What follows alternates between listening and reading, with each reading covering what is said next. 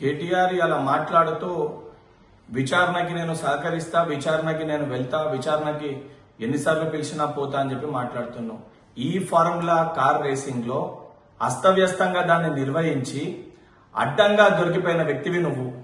మంత్రివర్గ అనుమతి లేకుండా 55 కోట్లు విదేశీ కంపెనీకి పంపించింది నువ్వు. ఆర్బీఐ అనుమతి తీసుకోకుండా డబ్బు పంపించమని చెప్పింది నువ్వు.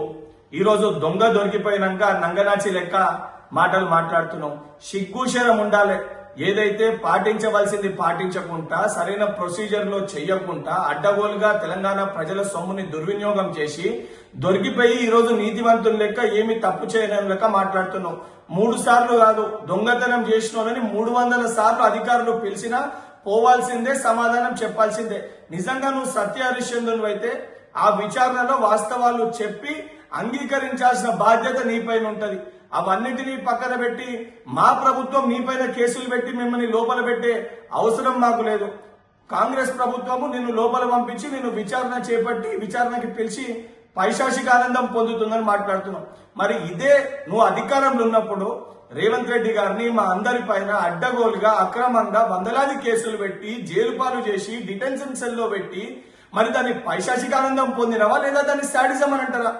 ఈ రోజు వాస్తవానికి నీ కోరిక ఏదైతుందో జైల్లోకి వెళ్లాలని చెప్పని, అది ఒక్కసారి కాదు 100 సార్లు నువ్వు చేసిన ప్రతి స్కామ్ కూడా 100 సార్లు నువ్వు జైలుకి వెళ్లాల్సిన పరిస్థితి ఏర్పడుతుంది.